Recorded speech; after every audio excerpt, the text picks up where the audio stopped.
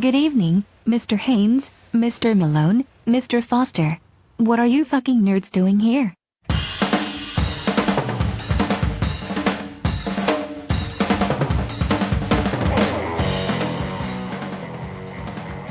What is this? You know what, I don't know. That's okay. 64? No, I know we're over 64. Here's what I'll do. Okay. Alright, 3, 2, 1. Hello, Cretans! Welcome back to another episode of the Nerd or Not podcast. What is the number of this particular podcast? I don't know! Are we podcasting? Oh, shit! I'm sorry. Yeah, we're a little rusty. We haven't done this in a bit because September is busy as hell. God damn. I mean, how many concerts and festivals and other things are coming through this town that just wear you the fuck out? Yes, finding ourselves awash among the throng of flesh that is Orlando, the Orlando entertainment industry. It is. I mean, I consider myself thankful to live in a town where so much happens. Mm-hmm. I just wish it wouldn't happen so much at once. Like, spread it out. I was gonna say, it seems like the core of the buzz that goes on in this town, it all seems to happen in like the same 2-month range out of every year, and that all seems to gravitate around one particular event, and I think you might know what that is because we just went there, and that's kind of why we're like a little bit out of sorts right now. Oh. I thought you meant the Lou Gardens Festival. The Lou Gardens Festival, exactly. That is what you call a riot. No, it's not the goddamn Lou Gardens Festival. Oh, could it be the wide world of sports in Bithlo? They have some pretty quality like motorsports competitions out in Bithlo, but no, that's not what I'm thinking about either. Figure 8 death races. Demo derbies. Boat on a trailer. When people who live out in Bithlo are listening to this and they're like, oh, what? People in Bithlo don't have power. Come on. Brandon, you need to steer that bike a little harder so we can grind up some coffee. Which is a bit of a bummer because I feel like we're missing out on a pretty chunky demographic sampling out there. Oh, yeah, all 3 of them. Yeah, like hypothetically, hey, it'd be 3 guys listening to us and going like, man, all these dudes talk about is poo and dicks. Hey, we would triple our broadcasting audience. We would. And that's what I'm saying. We should, not pressing the point too much, but go out there with a bag of buttons. Just fling them. Yeah, I carried those with me to Universal. We have some Cretans Guild Stranger Things themed buttons. Now, what Stranger Thing are you thinking about in trying to say that? The one that's not working in between my ears, because that thing is strange as fuck. We are exhausted. That's a deranger thing. Yeah, that's what that is. Yeah, easily. Mm-hmm. So today is, just pulling the curtain back a little bit, today is a Friday. Mm-hmm. Corey and I went to Halloween Horror Nights on Wednesday and just about killed ourselves. Yeah. And thank you for reminding me that it was, that we did Halloween Horror Nights on Wednesday, because there's a big black space between Tuesday and Thursday that I'm trying to, like, recover. As far as I know, I just woke up Thursday morning and was like, oh, I guess I gotta go to work. I don't know what happened yesterday, but fucking whatever. Oddly enough, I believe that's how Germany receives 1939 to 1945. We was on vacation! They just tuned out for a little while. I know. I wanted to talk. Oh shit! That was reminding me of that show that I was watching, Dark. All right, do you want me to keep that for the next one? Go ahead. No. Talk about Dark. Let's hear it. Get Dark on us. It's a good show. It is seriously good. That was like my last primal binge on any streaming service. And if Adam wants to have me around to talk about that, the second season wasn't recently launched, but it was this year in July, after taking like a 2-year break. So apparently that's how Germany rolls. By the way, pimping that stream, Streaming Giants with our guy, Gumby. Anyway, so it's a German show, and it's kind of like if you took Lost, you didn't cheat the viewers out of all the mysteries, that Lost was piling upon itself over its 7-year runtime. And you mix a whole lot of like time travel plus theoretical and quantum physics subject matter into it. And it's time travel, so it's going to be ropey as hell, of course. But it's Germany, and it deals with time travel, so obviously they're going to have to go back in time to some pretty unpleasant business. But now first I want to ask you, Bob. Okay, you told me that when I was telling you about this earlier in the week. You were like, there is a caveat that might be at fault for dictating why this show doesn't actually touch upon any of World War II. Yeah, I believe in Germany, it's illegal to, don't quote me on this, but I'm pretty sure it's illegal to mimic or do anything that is in... that, like, references World War II or the Nazi Party at all. More of the Nazi Party, but yeah. Yeah. With the Nazi Party, you're supposed to not see. So... like, if you go goose-stepping, you can get arrested for that. Oh my God, really? Yeah. All right. So, I guess in Germany's popular entertainment, you're not supposed to directly refer to them either.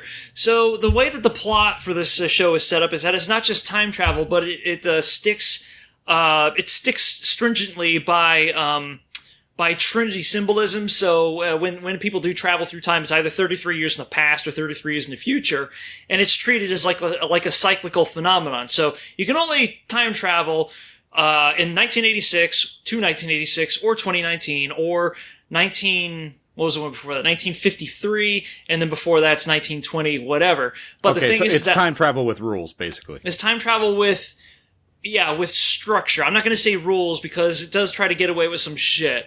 But I'm going to wait for the third season to roll around in about another 2 years before I can start complaining in earnest about that shit.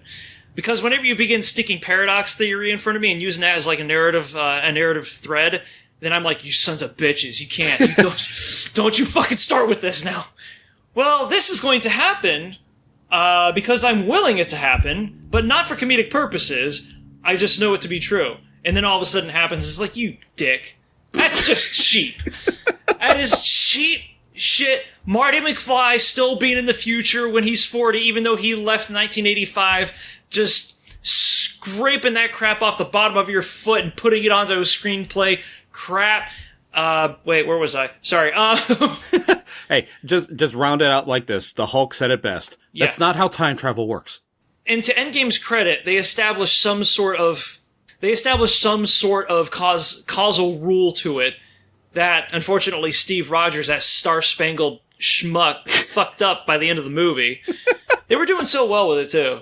Anyway, all right, back to Dark. Sorry. Yeah. So, one of the periods that they travel back to is obviously the late 1930s, when some shit starts to happen. And people are always referring to, well, this guy said on the radio, or I've heard speeches given by this one particular cult of personality out in Berlin that we are not to be accepting these other types of people and these other groups of whoever are the cause of all our problems and this stuff. And it's like, just say Hitler, you fuck. I mean, everybody, the rest of the world's just kind of like looking at you and cringing like, is he gonna do it?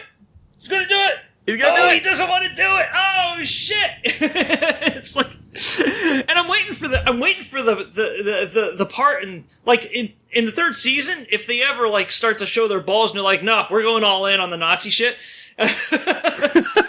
How much they can get away with without tripping the censors. Like, are they going to just show the back of somebody with a really strict comb over, wearing a tan, what do you call this kind of a military jacket? Oh, like an SS outfit? Yeah. And, like, they're going to have that guy not speak German because even that might be too on the nose. He's going to be talking in, like, Canadian French or something. He has an Austrian accent. He has an Austrian accent, yes. Technically not German. Here's one way they can get around it. Okay. They're in a beer hall. Uh-huh. And, like, one of them turns to the other guy and says, so, Hans, I hear this book author is coming to give a speech here at this bar.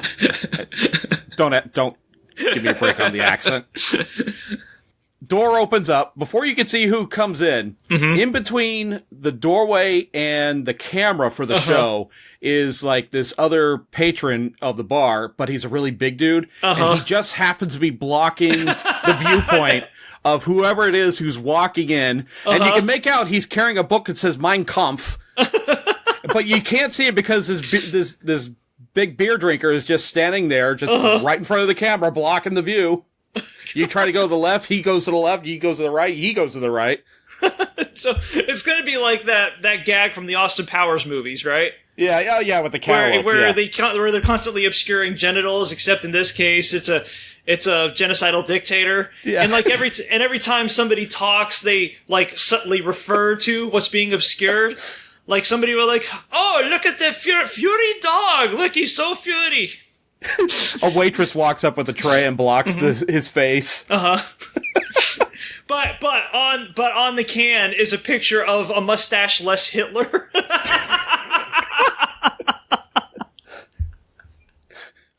Or he's having a coughing fit. He's having to cover most of his face with his hand for the entire time, so you can just make him out from the eyes up. I can't. Why are you hiding your face, mein Führer? Oh, it's such an awful smell in here. I cannot stand the smell of bratwurst. I am a vegetarian. Perhaps you might have read that in some anti-vegetarian propaganda at some point. Bring me more sauerkraut! Okay. So the other side of this is that there's a lot of other less direct references to that particular time in Germany's history. Like one of the big bads wears a military outfit that is very much like the SS. And other such jovial touches like that. And it's like it's like you just keep waiting. You're like, all right, just quit fucking around. You guys, you know what you're talking about, and it's making the rest of us laugh at you. But it was so funny. Maybe you could just like travel in time in the future to when everybody just kind of forgets. But there's still Eurotrash pop music. Yeah, there's still Eurotrash pop music because that's part of Germany's lifeblood, and honestly, everybody enjoys it. Whereas in 1936 to 42, nobody was enjoying life in Germany whatsoever. I don't know if I came up with this on my own, but I'm going to recite it now. Yeah. That there are two kinds of people you can make fun of without any issue whatsoever. One of them are Nazis, because who the fuck's going to defend them? Naturally. And the other one are Canadians, because they're probably in on the joke anyway. Trailer Park Boys is, I believe, a very good exhibit for that theory. Anyway, we went to Halloween Horror Nights or some shit. Yeah, that's why we're so loopy as hell talking about Germany and dark and everything. All right, let's actually get into the discussion. Now, this episode shouldn't take us too long, but knowing us, we'll still stretch it out to like 90 minutes. Oh, of course, yeah. Yeah, but hey, thanks for coming along for the ride. Now, first off, if you saw, we did shoot a video, and that is uploaded on our YouTube channel, so go ahead and check that out. Now we're going to go into a little further discussion about some of the things we did that particular day. So right off the bat, we had a 2-park pass, and we didn't start at Universal. We went over and started at Islands and decided, you know what, neither of us had done the new Hagrid's ride, which has an incredibly long name. I think it's Hagrid's Magical Creatures Motorbike Adventure. Yeah, they didn't have Twitter in mind when they came up with the name of that mess. Now here's the amazing thing. I was able to get on this.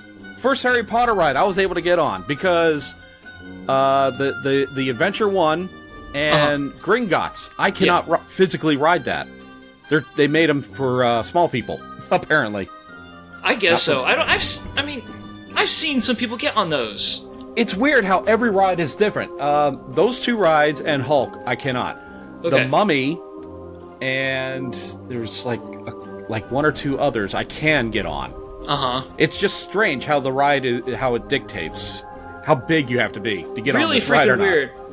Because Gringotts is little more than the Mummy with a couple of hydraulic sections in it, and you're able to, the hydraulic sections are, by the way, like the ones in the Hagrid ride that they let you on. So what's the fucking big deal?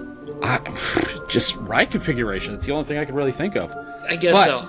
Hagrid's. Anyway, we got on the thing. They took us off. All right, you need to do the seat thing. And it was like, because I assumed that I had to sit in the bitch seat the whole time. You go with the sidecar? Yeah, the sidecar, because it's obviously bigger. So right. I'm going to have to sit there. We sit down. They said, no, get up. And we changed seats. They put us all the way in the back of the ride. Which any coaster junkie would tell you that's where you want to sit if you want to feel every freaking G-force in the world. Yeah, that's where you want to get. That's where you typically get the most pull, unless you're on an inverted coaster. Well, yeah. Yeah. Then you're going to feel it regardless. Right. So, Hagrid's, what's your opinion of that ride? What was my opinion of it? Hagrid's, for one thing, what was it that we said in the queue? The 2 stars. There's like mascotted characters for each ride. Like it's Harry and Weasley and her hernia. Hermione? Hermione? Oh, I'm sorry. I was just thinking of the song "Living with Hermione," and and they're the mascot for the Hogwarts ride. And then Gringotts is one of the dwarves plus another ginger who I don't recognize from any of the Harry Potter trailers. And then the characters for this were like Hagrid, who's Robbie Coltrane, which I'll fucking see anything with him in it, even Harry Potter stuff. And somebody else I didn't recognize who turned out to be who? Oh, Ron, the Weasley father. Yeah, Ron Weasley's dad, who is apparently like a wizard mechanic. That's his hobby, is fixing up vehicles. Yeah, so he's a wizard by trade, and then by practice, he's a mechanic of some sort. Yeah.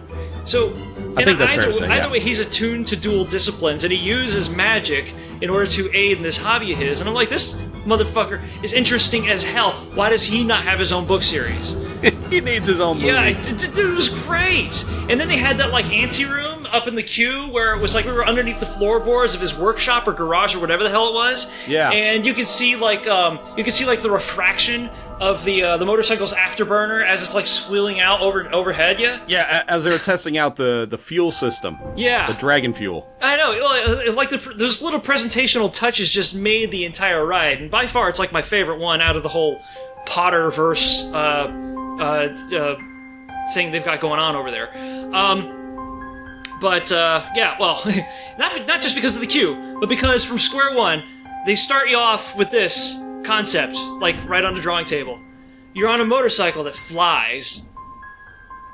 I'm already there. Yeah. Done. That's all I need. Yeah, pretty much it.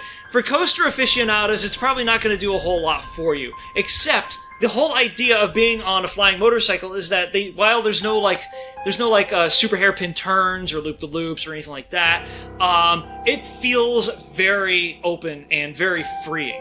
So obviously they can't go too fast, because if you break a certain speed, if you break a certain speed condition on a coaster that's that open, then you run the risk of like somebody getting injured because a beetle flew in their face or something like that.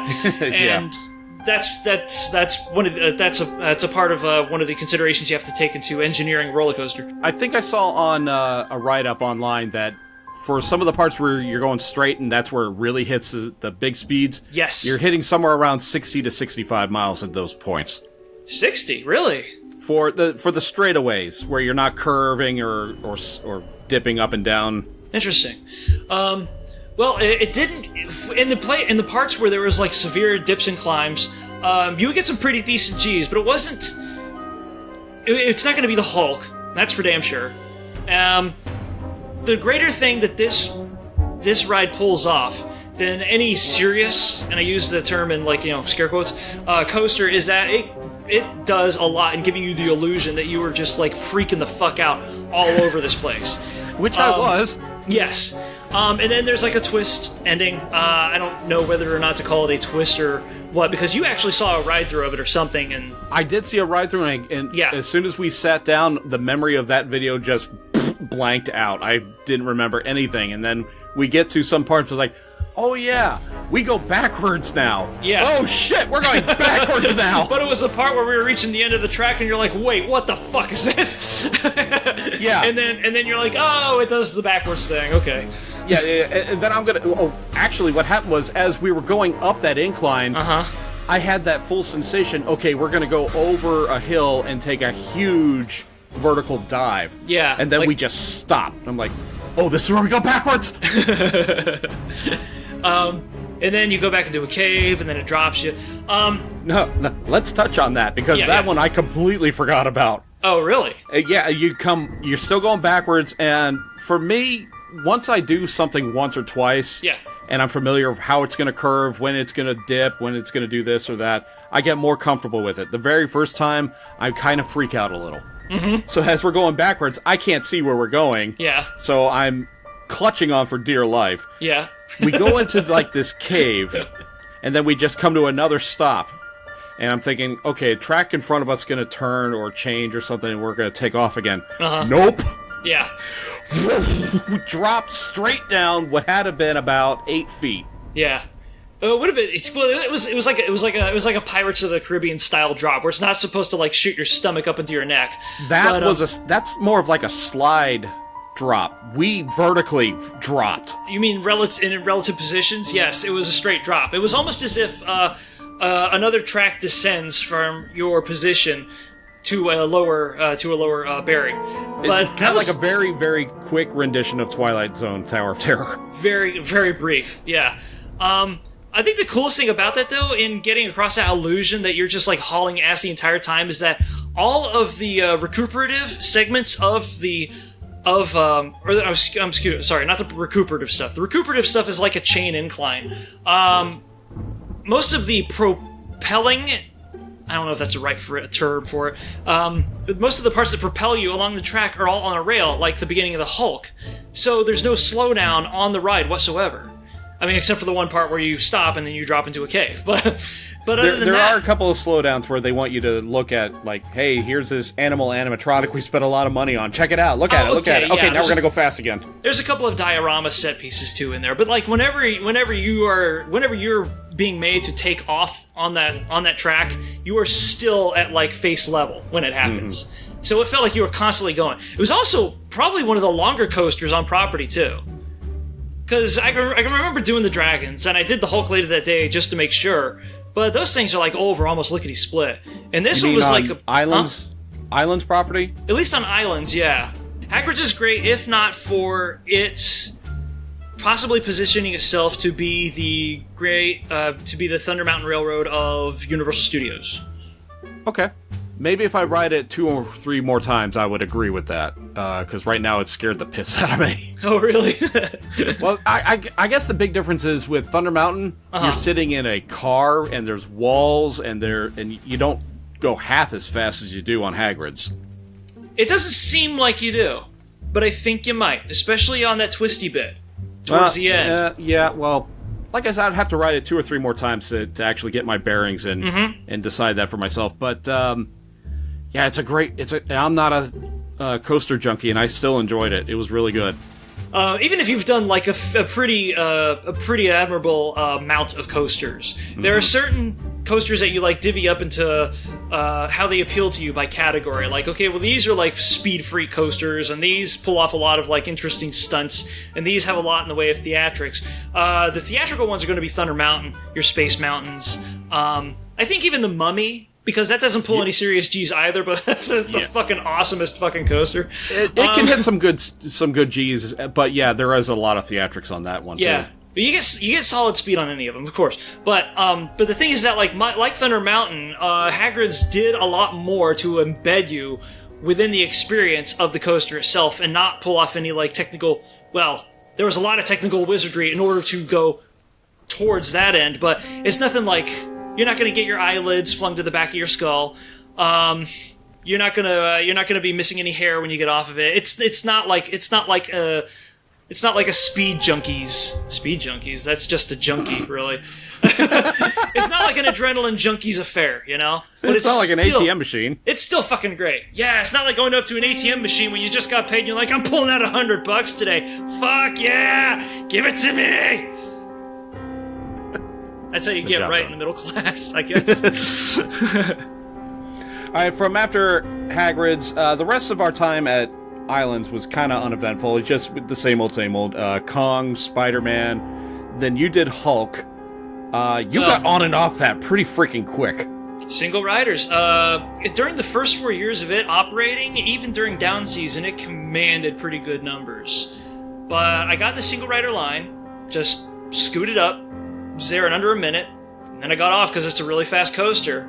I hope it's still pulling in pretty decent numbers during the holiday season or during the tourist seasons, because I don't want it to go away like Dueling Dragons did. That's one of my favorite coasters. First off, you don't have to worry about the Hulk. The Marvel license will go away before Hulk does. Yeah. The reason the crowd levels were so low that particular day is after Labor Day in September is when you want to go to the theme parks in Orlando because everyone's back at school. Mm-hmm. Everyone's in the middle of work. In the middle of the day on a Wednesday, the parks are freaking empty. Okay. All right. So that's why we were able to walk on everything except for Hagrid's because that's a brand new attraction. Sage insight from those in the know. So there you go. A little free advice for you. Now, since you're in the know, have you been able to do any research upon why fucking Sweet Haven was cordoned off when we visited? That was the next thing I was going to look into. Because I was about to start crying right there. I really, really doubt it's going anywhere. It's got to be for some kind of maintenance. Okay. Especially since it's the downtime. They don't need, like, everything running all the time. Yeah. Because they had everything closed off. It wasn't just the bilge barges, it wasn't just Wimpy's, and it wasn't just... Me ship the Wimpy's olive. has been closed for 3 years. Yeah, I've I know. never seen nobody that really thing paid open. attention to Wimpy's anyway. It's just commissary food. But still, it was like... that's like... As somebody who was like super duper into Popeye since he was a kid, due to the movie, oddly enough, not the cartoons, that was so cool to see manifest, to be given like 3 dimensions, much like Springfield, you know? It's like, oh shit, this is Sweet Haven. I could just sit here for about an hour and enjoy it. I don't care. So to see that like closed off and knowing that Universal will take no prisoners when it comes to maximizing their real estate, Dueling Dragons, that was my first fear. But I can tell you that the Popeye area, Sweet Haven, is only temporarily closed, set to reopen at the end of December. It's refurbishment time. Refurbish it. Take care of that burg. That's a good sign. I look forward to seeing it again, yes. Revisiting Sweet Haven.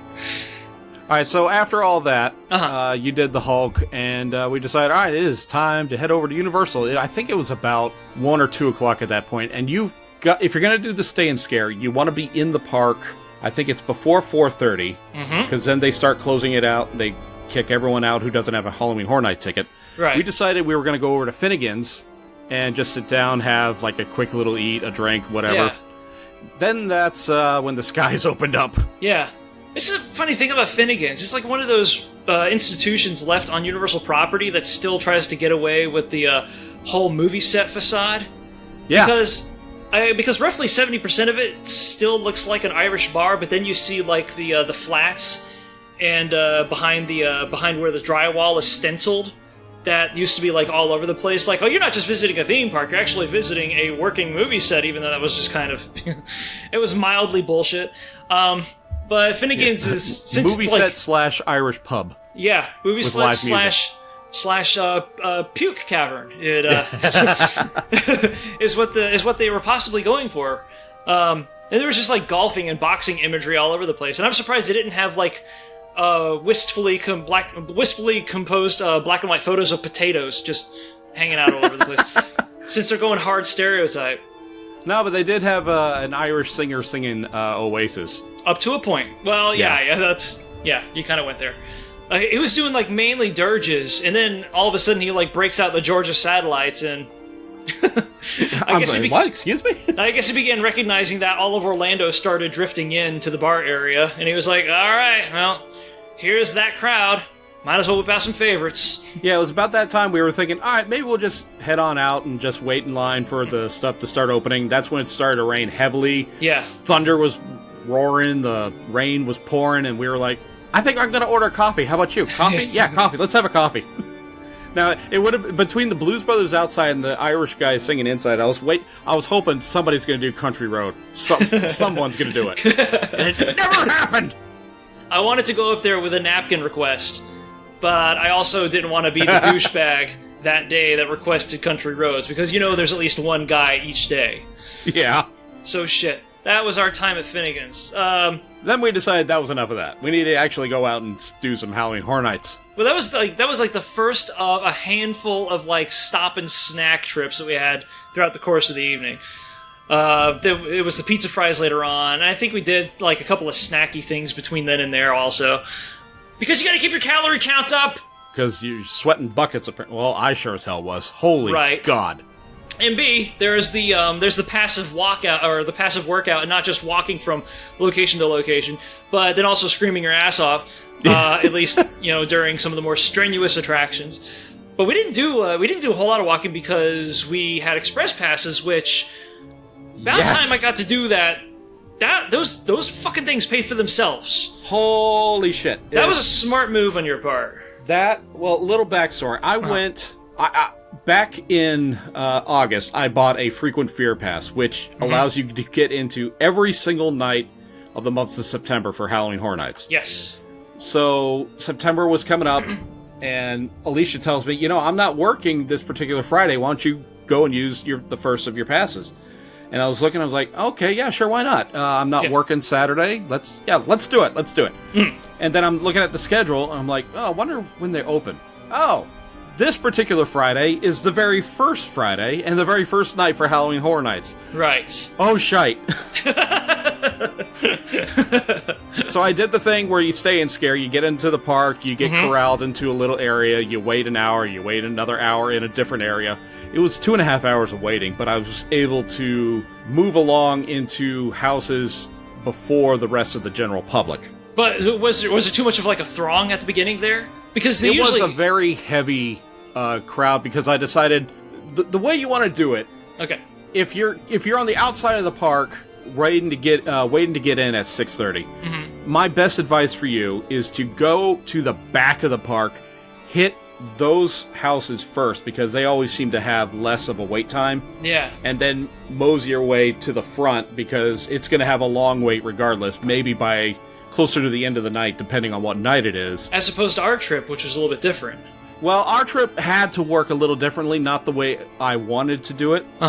Because when they first opened, for the people inside the park, they only had Ghostbusters and Stranger Things open. Yes. So we had to do those first. Well, all right, might as well. Let's go with the best house first. Yeah, those are the two big draws, so of course people are going to congregate around those. All the other houses we passed on the way to them just said closed, or they weren't open at that moment. Yeah. So I guess we have to do Ghostbusters and Stranger Things. So, Ghostbusters, I went on it opening night, and then I went on it with you. Yeah. What were your thoughts, Corey? Ghostbusters just about made me shit myself, but not out of like sheer fear and terror, because out of joy. It's Ghostbusters, but out of joy. It was so fucking clever.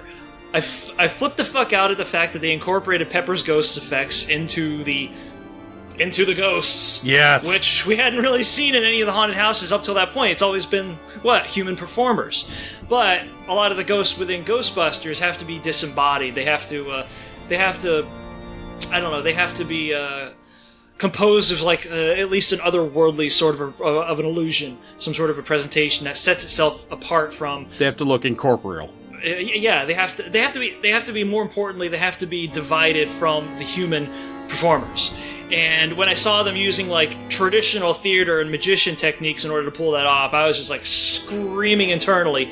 And it just happened to be for the fucking Ghostbusters, which I know it's kind of like the prototypical nerd thing to be into that shit by now, because it's pop culture and stuff, and it's part of the pop culture deluge that so many people are trying to escape from right now. But I'm not gonna lie, I've been into Ghostbusters for a very, very long time, and to see that made my inner 7-year-old just fucking break down, and I don't know, wish for a time machine to go back to, so I could show those little assholes how things work out in the future. But anyway, it was great. Yeah, but did you notice that they used some of those show props for a couple of the set pieces? I wouldn't be surprised. Yeah, especially the Gozer door. I was like, I know you. And you know what? That's something that I noticed. There were a couple of actors, I guess because we were going through the house very early in the day, when it first opened. There were a couple of actors missing that were there on my first walkthrough.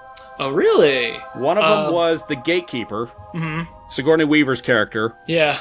Just looking incredible with that red outfit on a slab of concrete, legs outstretched. I wanted to stop traffic and look at that for a little bit. Well, just write it in, because you got the Rob Zombie scare zone.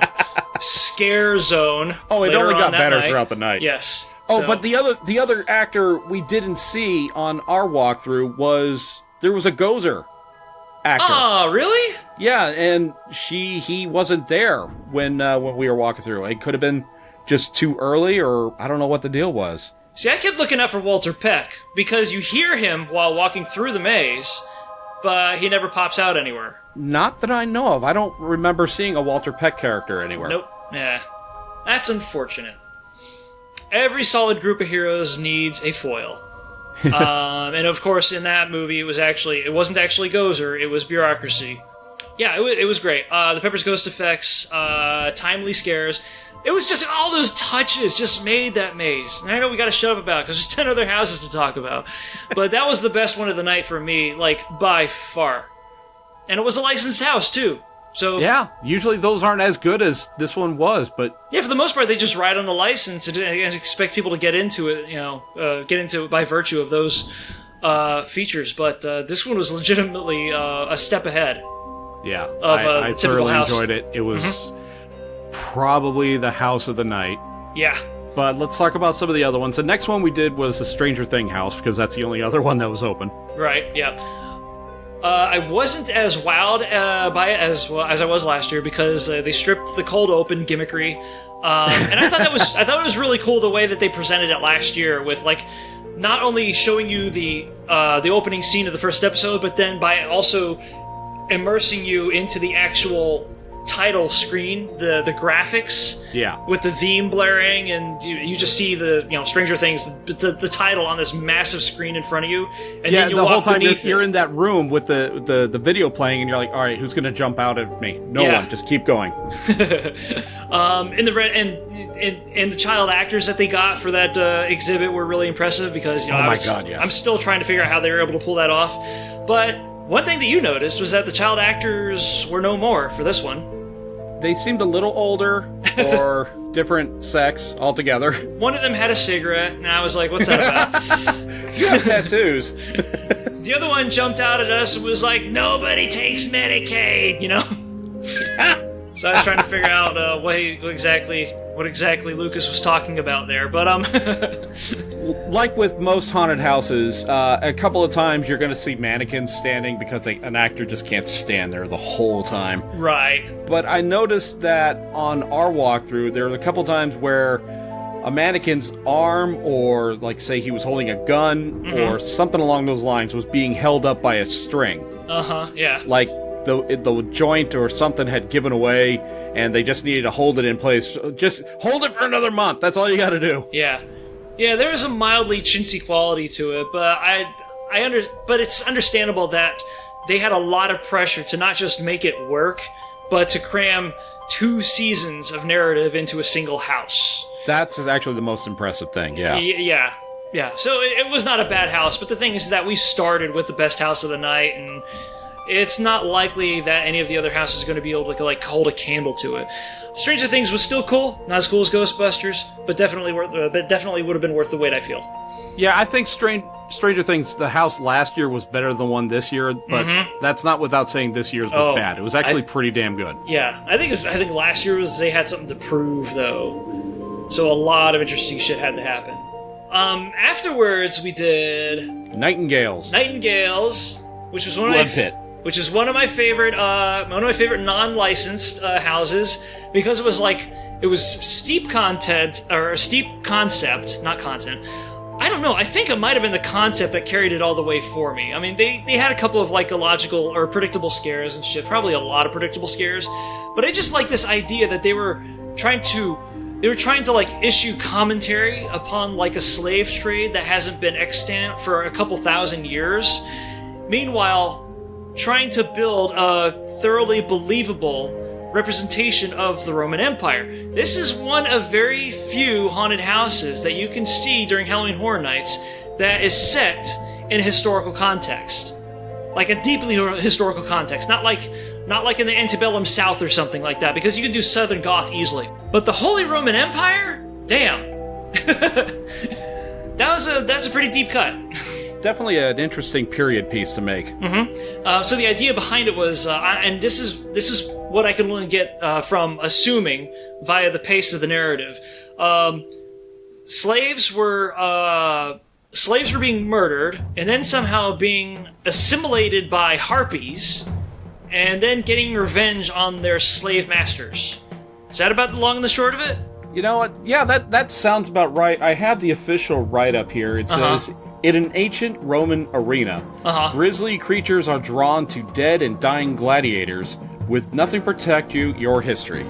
That's usefully vague, I guess. But anyway, yeah. That was really cool because of the uniqueness of it. That was like my I forget what the name of this other one was from last year, where it was basically just like you walking through a Lovecraft sort of a castle like structure. Scary Tale? Not Scary Tales, although that one was pretty funny. It was something else. No, we went with each other last year, wasn't it? So it would have been the year before. But yeah, it was like my dark horse of the evening. It was pretty cool. Depths of Fear was the other dark horse. Yeah, that was the next one we did. Uh-huh. I had not done that one on night one, so it was brand new to me as well. Yeah. And it was campy as shit. Oh god, yeah. It was but campy in the best of way. That is not a criticism, by the way. Yeah, it was as if it was a Roger Corman film with a decent budget. And I think, and thinking about this like later on in that night, it's possible that the edge from that house could have been diminished by the fact that we kept seeing like unionized queues of monster fishmen leaving for lunch break. Just a parade of piranha men just walking down the parking lot. Yeah, just like heading on out being like, oh, all right, what do you think the commissary's got for us today? I was like, I don't know, Polish people? Yeah, Depths of Fear. A mining corporation has built an installation in deep waters infested with something monstrous. Yeah. There's no escape for your watery grave. It was giant fish. That's what the monstrous thing was. Massive piranhas. Who eat people on the clock and off. Alright, you think we're having Southern today? I don't know. I guess a couple of people from Fort Myers could be here. Just to keep going with that joke. Sorry. But that one was cute. It was funny. It was like a more fun than Scary House.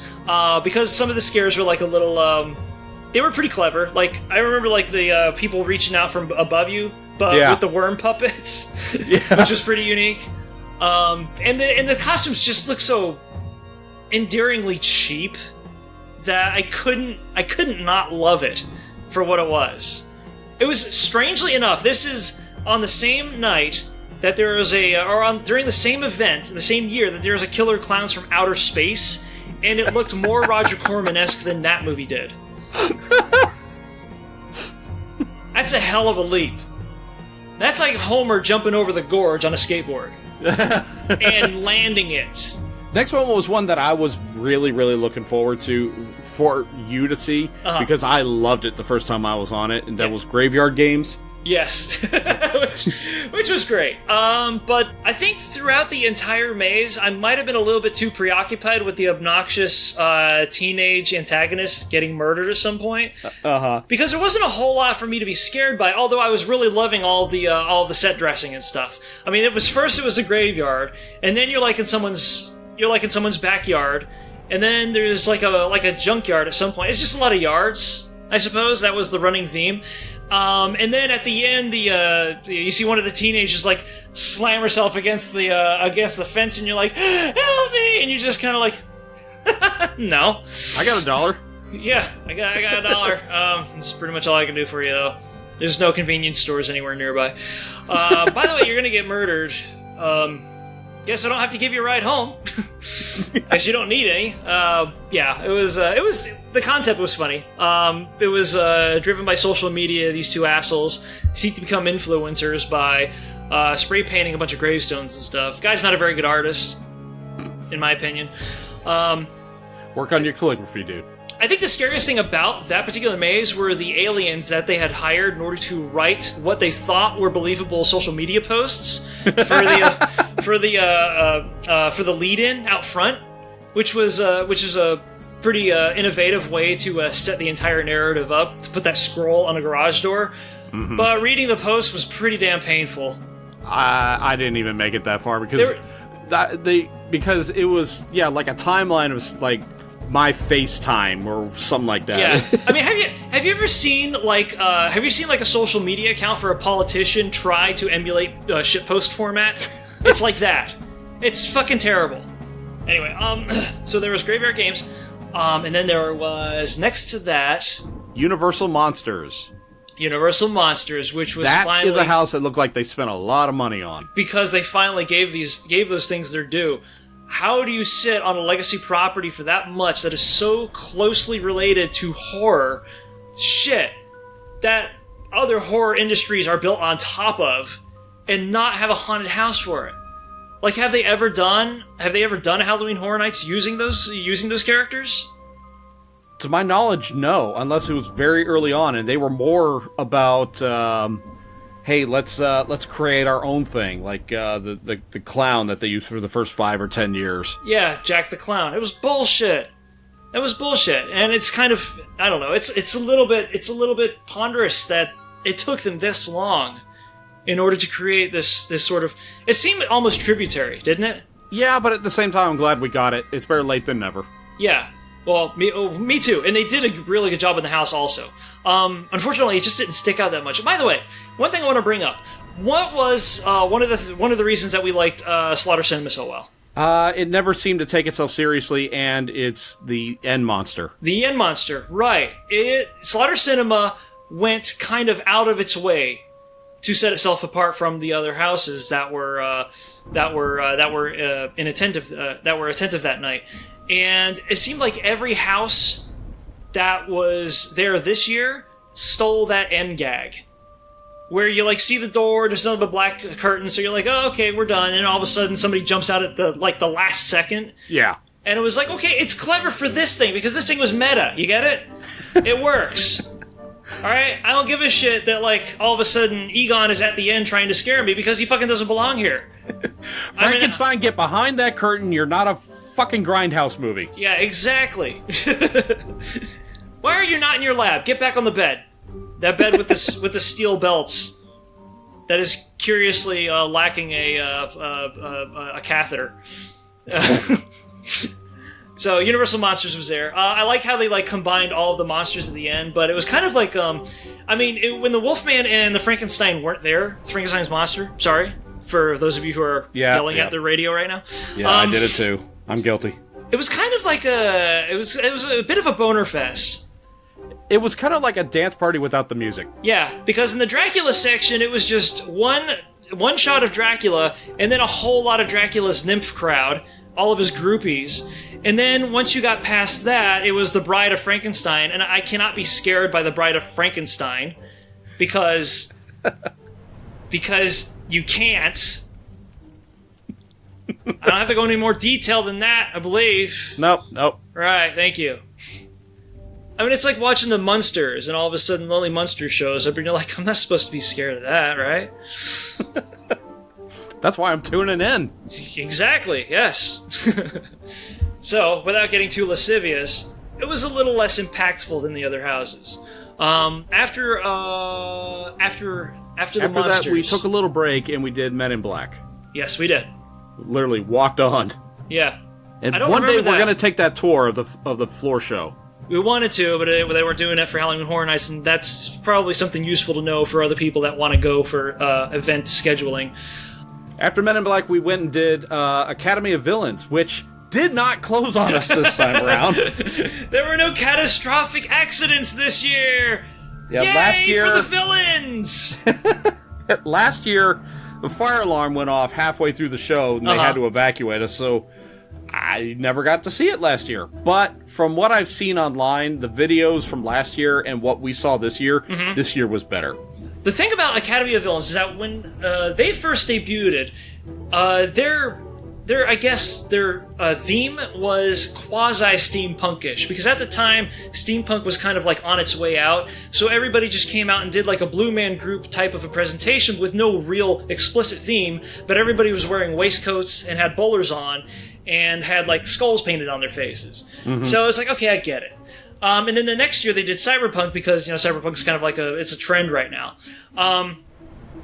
And then I think earlier in this year I kind of made the observation that heading into 2019, 2009 was when steampunk started becoming popular at the beginning of the aughts, or at the beginning of the teens for the 2000s. So I'm like, you know what? I bet this is going to be cyclical. I bet you anything that steampunk's going to be coming back in this year. Big fucking surprise. Academy of Villains does something that is like explicitly steampunk. As a matter of fact, it's kind of based on the Jekyll and Hyde story. With zombies, more or less. Yeah. Yeah. And they did that really well. Because that was did. That was their forte. Because that was how they used to present their other acts. At least peripherally, So that was really cool. I really love that shadow dancing bit, though. It's too bad that this isn't going to be a YouTube-wise thing, but were you able to get footage of that onto the other video? I did get footage of it, and I found a way around playing the music. Splendid! Farts? No? Nah, I don't think that would have done it. Oh, okay. Well, either way, it's a good thing that some of that made its way on, because it would be a real pisser if that show went away. More people need to know. The Academy of Villains is definitely worth a stop. And people were bitter about like Bill and Ted leaving. It's like, you don't remember Bill and Ted. I'm sorry. You know, it was pretty cool. I was talking about it on Twitter, and a number of, I guess, cast members from Academy of Villains and its creator like those tweets. So that's a little... No shit! Yeah, a little bragging on my end there. Nice. Well, that's great. They ought to stick around for as long as possible. As long as their knees hold out. Because those dudes do some sick-ass jumps. So after that, we just walked right over to House of a Thousand Corpses, because it was right next door. Hadn't seen the movie. I know you hadn't seen the movie, so the whole thing was like, wow, that's pretty cool. What is it? There's a lot of impressive presentation. The Sid Haig stand-in they got was spot on. The presentation was standout. It's just that I had no fucking idea what was going on because I had never sadly seen the movie. And I know as like a horror movie person that is kind of an unforgivable sin, but it's just... Rob Zombie doesn't make his way across my radar a whole lot. Well, after that, we did some more Rob Zombie with the Rob Zombie Hellbilly Deluxe Scare Zone. Yeah, which had nothing scary about it. Yeah, it should just be called Hellbilly Deluxe Zone, period. You know, it should be called the Hellbilly Deluxe Cover Your Crotch with Your Hands Zone, is pretty much all that should have been. Hellbilly Deluxe Living Centerfold Zone. And it had a little bit of everything for everybody. Oh my god. Including a dude in a robot suit for all you metallurgists out there. Yep, they had the robot guy, they had... Living Dead Girl. The Living Dead Girl and the Salesman. That was one of my favorite part of that Scare Zone because they looked so good. With that faux German impressionist background that they did their little pitch on, that was really neat. Yeah. Oh yeah, I love that. They had speaking of Nazis that can't wear Nazi uniforms, they had they had one of the Nazi women from the trailer that he directed for Grindhouse up near the front. Oh, the more scantily clad one, yes. Oh, the more scantily clad one, as opposed to the ones that are reasonably scantily clad, that are walking throughout the zone. Yeah, they had a couple of go-go dancers standing on towers. Oh, just that's grinding. Right. The go-go dancers, which you could actually see from across the lagoon. Yeah. Because the flames were shooting out through the tops. It was a hell of a thing. It was not a scare zone, though. No. It's something I wouldn't mind coming back to future Halloween Horror Nights, and it was definitely themed to fit. But the dudes walking by you, or excuse me, the performers walking by you, you're just like, hi, I'm sorry. I know you're trying to unnerve me right now, but I'm just kind of wondering what you're doing later tonight. I just wanted to prop up a chair and just sit back and people watch. Yeah. When do you get off from torturing people? When are you done with that? Are you doing that forever and ever and ever? All right, I'm down. I'm down with that. Sure. So that was the Rob Zombie's erstwhile or dubiously named Scare Zone. Yeah. So after that, we did Killer Clowns from Outer Space, and we had a great photo op with that one. Yeah, that was a windfall of camera of tourism opportunity there. Yeah. Hug two killer clowns with both arms wrapped around them. Just grab them, pull them in. It's like three friends who haven't seen each other in years, just having a huddle hug. You went all in on that squeeze, too, which was great. And I realized afterwards I probably hurt one of them, and I had no intention of doing that. Oh, they look rugged. They're from outer space. You know what's pretty interesting about that is that as soon as you let go, I mean, you can take it for granted that they're clowns. They're going to hug you back. That's what they do. They didn't kill you. How about that? No, but I think I could feel one of them rolling their eyes at me. It was cool. I was trying to like ham it up too, and I failed miserably. So I think you got the photo of the night.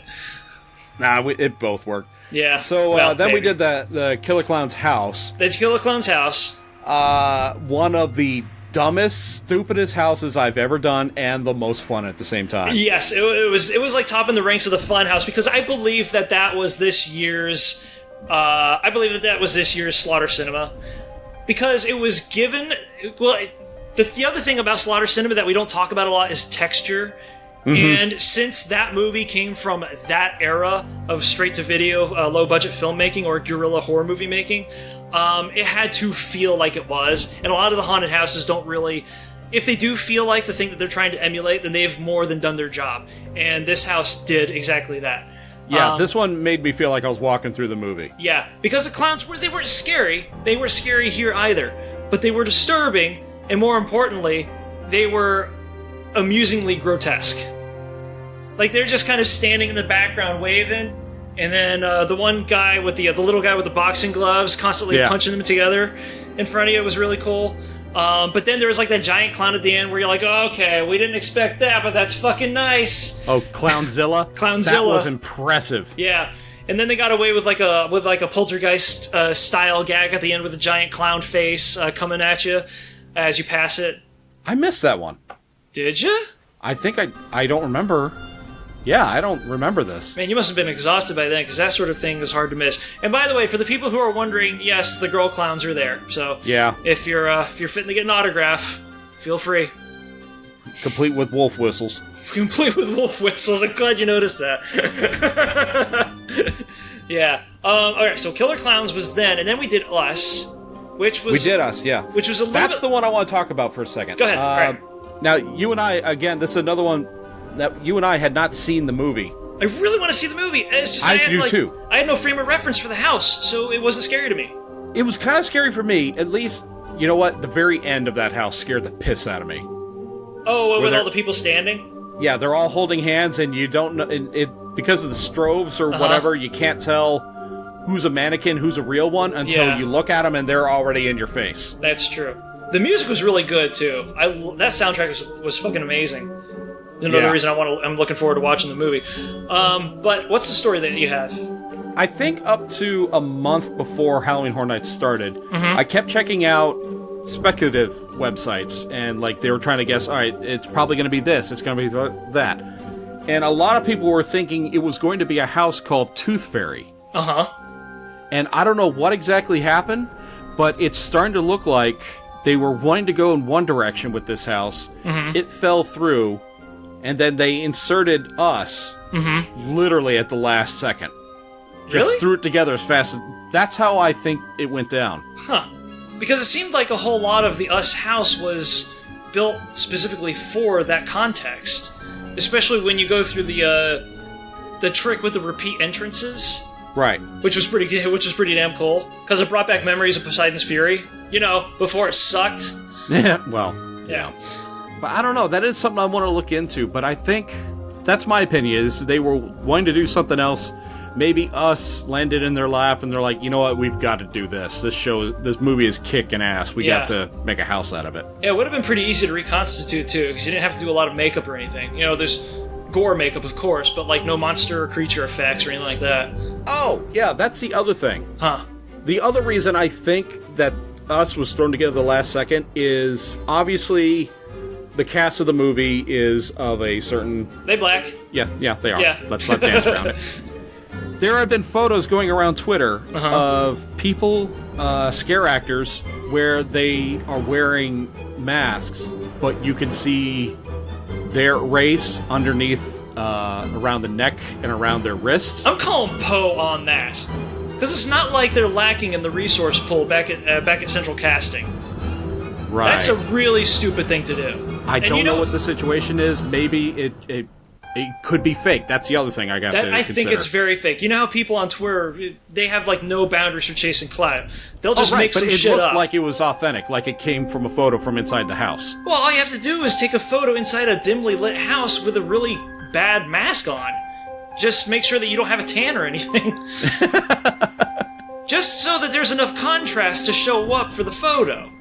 I don't know, I'm calling shit on that. Because how much harder would it be to find somebody that fits the visual profile of the character that you're trying to cast on that night? Even if, like, 20 people called out right before they were about to open the gates. you could at least go. Here's the thing about central casting at Universal: when performers are not performing on any given night, or they have too many performers for another night, they will put them in other fiduciary roles. I hope that's the word I was looking for. Whether it be manning a storefront, or whether it be doing the pictures, or something else. It's not like they have these people for these specific roles. They will audition for everything and make sure that you can pull off those jobs, even the menial ones.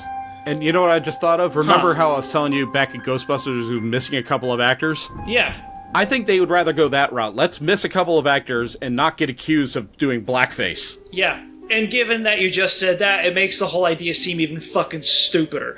So if you ever see anybody passing this rumor along, take it for granted that they're just trying to get people pissed off so they get a bunch of retweets. Because I guess that's how social media values a human being nowadays. You know, every time I go on one of these rants, I always say, well, that's a rant for another day, but I hope that other day never fucking comes. Because you'll have so much fucking editing to do, you'll have to take 3 days off of vacation just to get it all done. That's dumb. That's our next fucking house. Dumb. Yeah. Yeah, it was stupid as hell. Let's get on to our next house, which is one that I was not very impressed with the first time I did it, but when I went through it again with you, I kind of lightened up. I was like, all right, let's just take it for what it is. You know what? It's not as bad as I thought it was, and that's Yeti, Terror of the Yukon. It was because we kept trying to classify the Yetis. We were going through the entire thing and being like, all right, well, we found round Yeti, but this Yeti's different. Or it was the white Yeti. It's the abominable Yeti. The Yeti that everyone knows as being the most Yeti-like. And then other Yetis began to join in on the fun, and we were like, oh, we have a crew of Yetis joining us. A little short for a Yeti, aren't you? Yeah, you're a little smiley for a Yeti. Oh, these Yetis, they were having a good old time. They was showing us their bridge work and everything, just jollificated as fuck. And, murdering, of course. Of course. Yeah. It's gonna happen. I don't know. This was very, this was some ham-fisted anti-Harry and the Hendersons propaganda. So, if you find that sort of a thing not to your taste, then you might want to skip. But everybody else who knows that the Yetis like to eat people anyway, not because they find joy in it, but because they just have to, they'll be entertained. Part of the food chain. Yes. It's evolution, of course. So Yeti was fun. And oddly enough, I don't know, did we get to see Swamp Yeti anywhere in it? No, Did he show no up? Swamp Yeti. That would have been great because the same people who made Slaughter Cinema made Yeti. Oh, really? So I was thinking, because I was thinking maybe they'll slip Swamp Yeti in there just once, somewhere. But just because I could tell. That's a bummer. And it wasn't a green Yeti. By the way, if anybody that's listening to it is a hardcore Halloween Horror Nights fan, I want to know where to get those Slaughter Cinema t-shirts from. Because we saw a bunch of people wearing different ones, from Pumpkin Guts, and the Baby Demon from Hell from last year.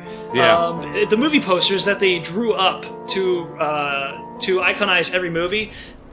A group of people is wearing shirts made out of those posters. Yeah, if anybody finds that, share that with us on our Discord. That would be very helpful. Yes. Not to be too on the nose. But I'll kill for one. How about that? You know what? I'd send you some swag if you find that info. How about that? Shit. All right. Some stickers and a button. You've made him go whole hog consumer whore just for those shirts. But they've got to find it first. But they have to find them first, yes, so that's your side quest. Your main quest being survive life, on a daily basis. Swamp Yeti. Like you do. And, yes, and escape the Swamp Yeti. Alright, when we got out of there, we went to another scare zone. Mm-hmm. This is one that probably would have looked better if we hit it at twilight or when it was still just barely bright out, because once the sun was down, it was just walking amongst the shadows in the fog, the Vikings Undead scare zone. Yeah, which, honestly, I didn't give too much of a shit about because it was where the Twisted Tradition and the Trick or Treat scare zones were the previous years. So, it's kind of bitter. The lighting in that area needed to be a little better, because you couldn't... you're not supposed to see them jump out at you, but... Hell, the Anarcade scare zone was lit up like crazy, and that worked like gangbusters. The Anarcade was somebody who is on downtime between movie sets. It was like a movie set out, like a set designer alchemist, and he was like, "All right, I got to use this for something." And they were like, I don't know. It's just an arcade. It's an oversized arcade cabinet. It's an oversized arcade cabinet, and then pull some strings, and then it got set up at Universal, and it was goddamn amazing. Unfortunately, it was also really brief. There was like 4 arcade stalls that like giant electronomicons would pop out of and, chase after you on stilts wrapped in neon and whatever else. But the I'm thinking the way that they anticipated having it was when you walk into the park, you take that first right. Yeah. And then you start hitting everything, then you come all the way around, you do Stranger Things and Ghostbusters, and then an arcade scare zone is what you see as you're leaving the park. Right. So maybe that it's kind of like the finale. The typical counterclockwise move. Yeah. Yeah. And the first time we saw an arcade, it was like it was literally daylight outside. So we saw all the set pieces without any of the mood. Right, everything's powered down, but I don't think they've been able to cover all that. Right. It was too large. But that was really neat what they were able to pull off afterwards. They actually did have properly running arcade machines in there. Not like the vintage arcade they had set up at the end of the park, which was really neat, by the way. But they had like custom-made pixel reconstitutions of various horrific scenes. Just like generically horrific scenes, like somebody's getting stabbed, and there's 2 race cars, one like runs the other one off the track, and there's blood and stuff. But that was really neat, and I kind of got into that in a big way, simply because of the symbolism or the imagery. But that was like the last scare zone, wasn't it? Yeah, that was the last thing. Before we left, we got ourselves some pizza fries, because this is like the thing that all vloggers were talking about. It's like, oh, pizza fries are wonderful, they're great. And I'm like, all right, they're going to be okay, or they'll be just god-awful terrible. They were fucking good. Now, here's why they were good. Because they were simple? Because they were French fries with pizza stuff on them. Yeah. Now imagine if you had homemade your own fries, fresh cut from taters, like I mean like BurgerFi style fries, and then you baked all the pizza stuff on them afterwards. Like if the fries were actually good, then it would be nutworthy. But they were good without that. They were good without that quality anyway, simply by virtue of what they were. The ultimate trash prize. Yeah. The pizza fries are the trash prize. But so with the Express Pass, we were done by midnight. We were just looking to kill time at that point. Yeah, it was a brief time at Halloween Horror Nights this year, which was kind of a relief, because last year we were pretty well beaten up by the time we left, and we left right at the last minute. Yeah, I think we did the last house. We got in line for it, and the park closed while we were still in line, so they let us finish, and then we had to leave. Yeah.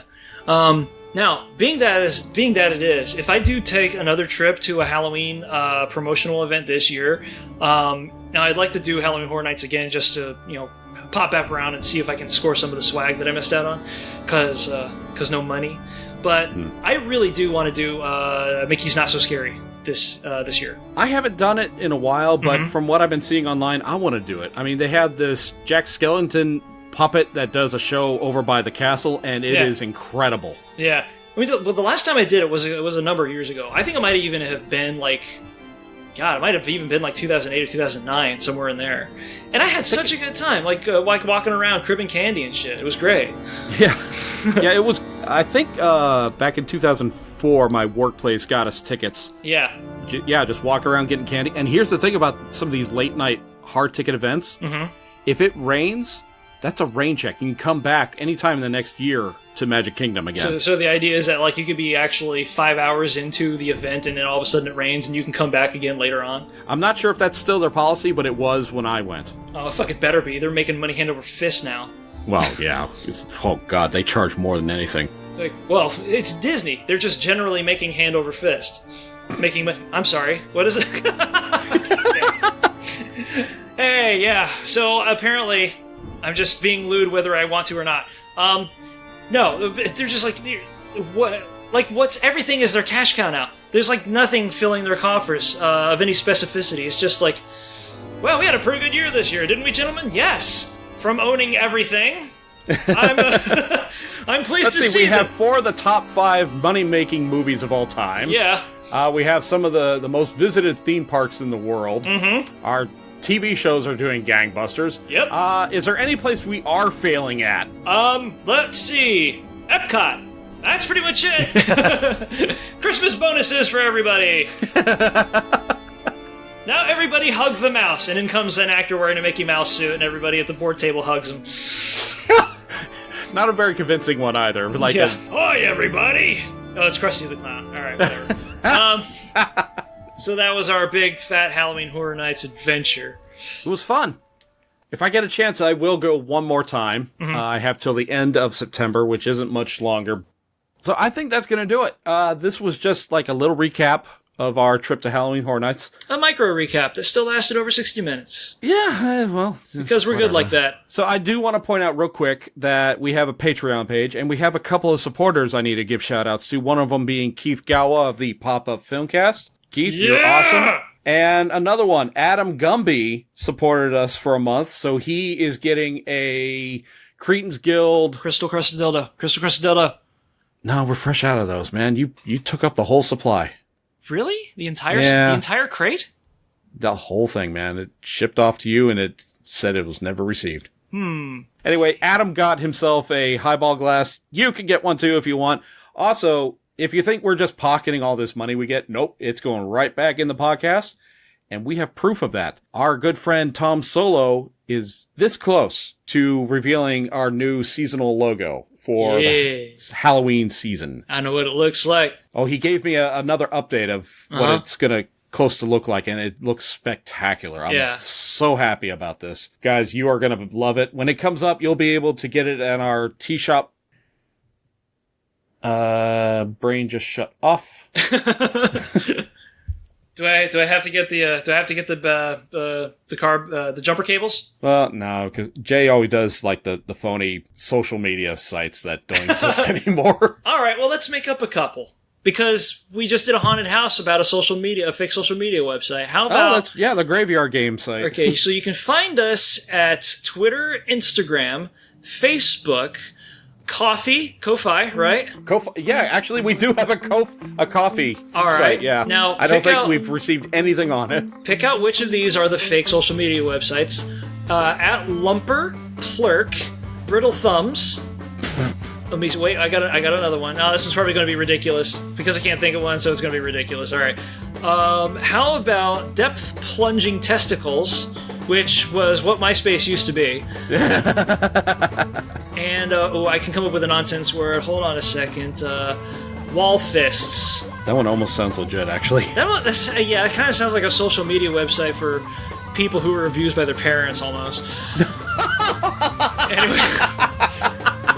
There's the shark I had to jump. Oh my god, that's how we sign off. Yep. This podcast is part of the Some Buddies Network.